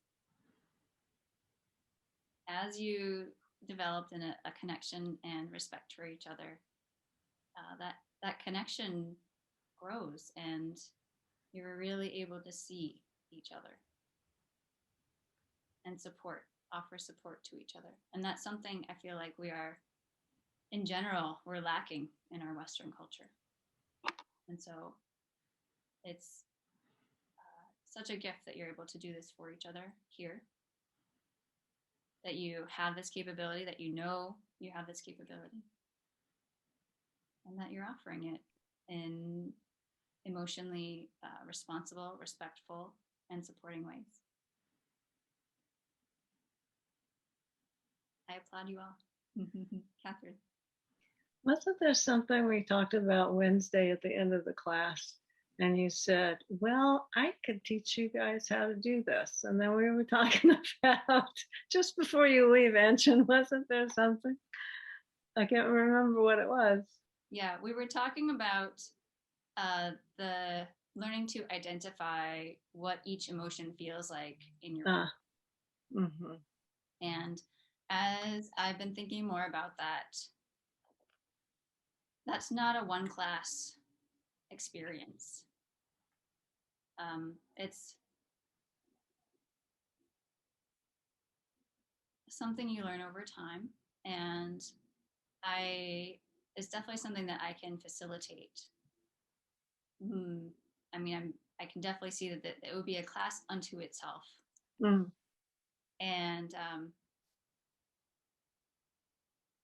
it's also something that you can do for yourself. In a way, we started it when we were pairing the gifts in your emotions with the emotional vocabulary list. Taking those gifts, integrated them into that emotional vocabulary. And like Deborah, feeling into, well, what else is coming forward for me? What else does this emotion mean for me? What else is it? What other gifts does it bring me?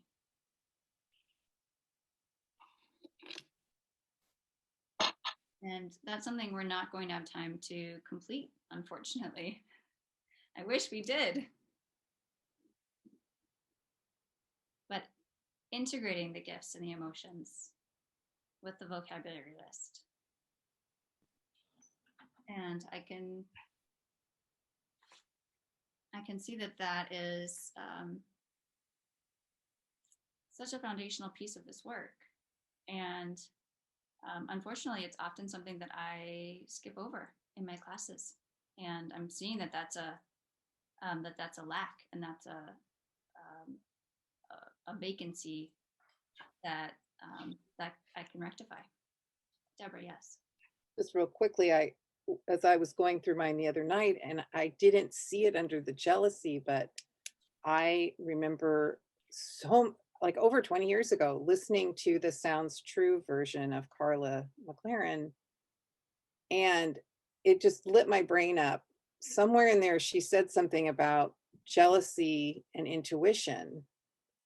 And I definitely had a contract that jealousy wasn't good or nice, or it wasn't what righteous people do, or some crazy thing like right like that. There was no permission to feel jealousy, but I was at the time feeling very jealous. My ex was involved with someone else, and for her to give me permission by saying jealousy has a function. I don't think she used the word function, that's how I interpreted it, but that she linked it with the intuitive sense. And I got it in that moment, that like it just leapt me into this desire to get more of this. Like, wait a minute, I was never taught that you could use the emotions in this way, that the emotions could mean something different than I'd ever been taught. And I was hooked. And it was interesting because I didn't find intuition under jealousy in the gifts transfer. So of course I added it because I remembered it so clearly. Yeah. But I think there's something about what you're saying, Anshin, is that like that set me down the whole like deeply fascinated role about this work. And you can, and Catherine, I still feel like I'm a beginner. I do feel like I'm just scratching the surface, really. Well, I think you're at least in grade school or high school compared to me, Deborah. We'll hang out on the playground together. But yeah, that's right. But I've loved learning from all of you who've done this work more. It's great. Yeah, I haven't read Carla's book yet, and I will do that, or either listen to That Sounds True if I can find it. Yeah, her Language of Emotions audiobook is, she reads it herself, and it's really good. It's also very long. And Oh. which one is it? Talking about was the one I think Judy was talking about, the one where she takes Emotional the Genius. river. Oh, you have that interesting theme song at the beginning of each tape. That's the emotional, Genius. right? Yeah. Mhm. I still have that. What is it called?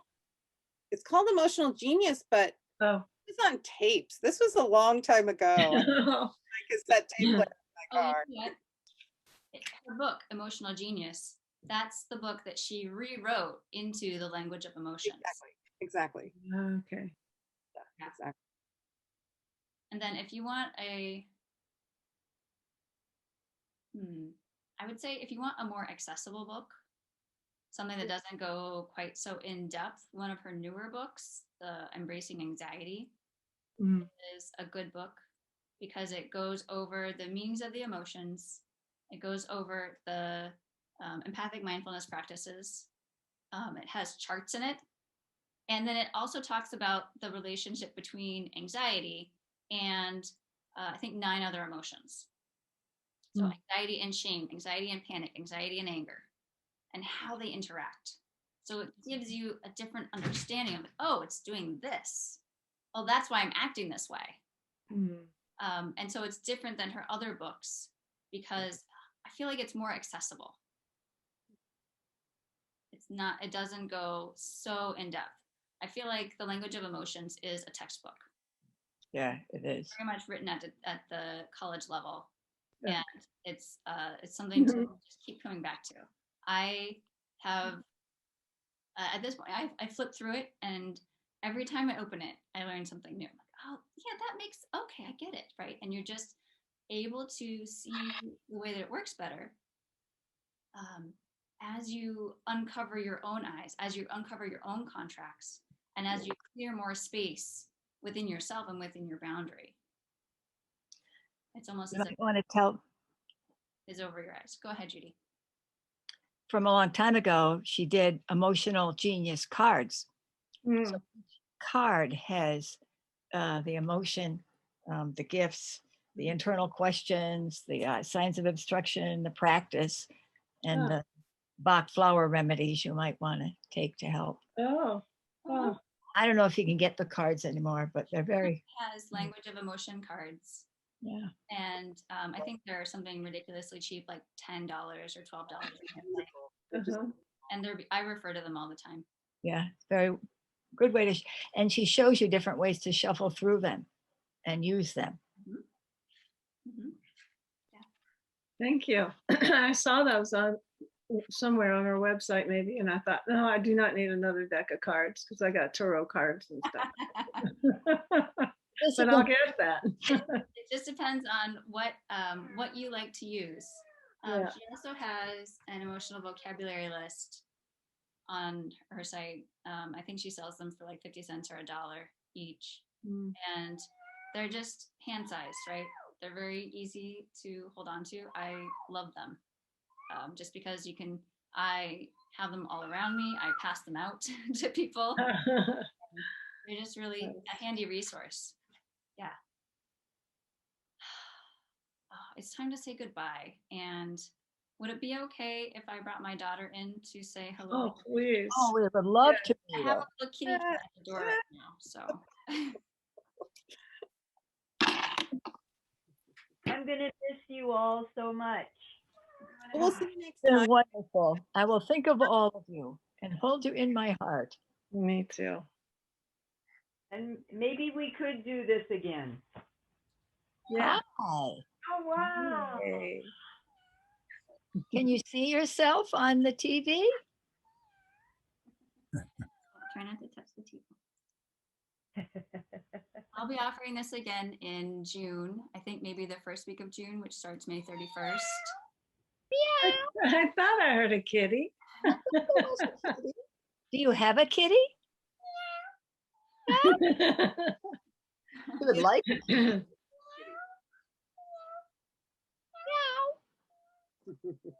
Okay, good job. All right, go find a mouse.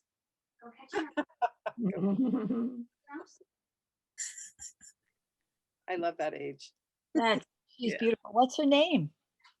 Annabelle. Annabelle. Well, perfect. I don't want to distract you from the end of this course, from the appropriate sadness. Oh, good job. Ready? From the appropriate sadness that you should be feeling at the end. And also the contentment. I'm really just delighted with each of you for bringing all of yourselves to this, for your willingness and your engagement and your trust in this process. I have a fetching cat.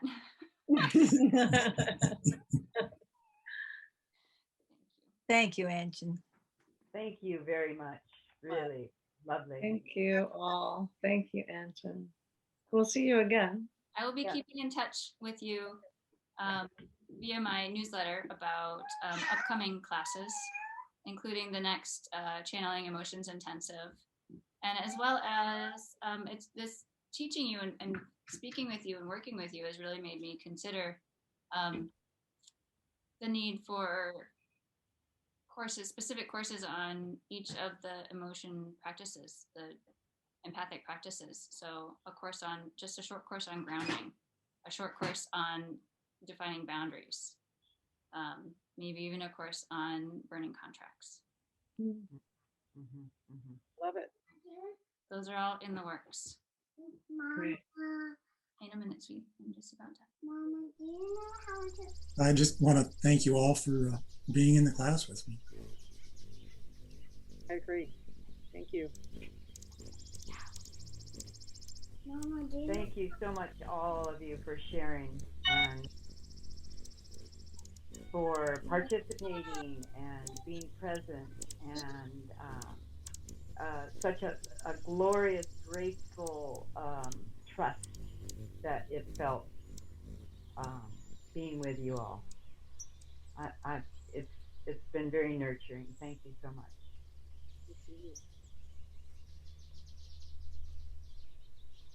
And Annabelle.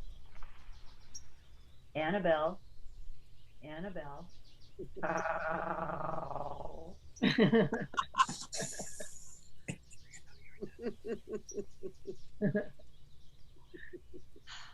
All right. Take care. Have a great weekend. And Thank you. use those emotions. Mama, do you know how to figure out? Have fun.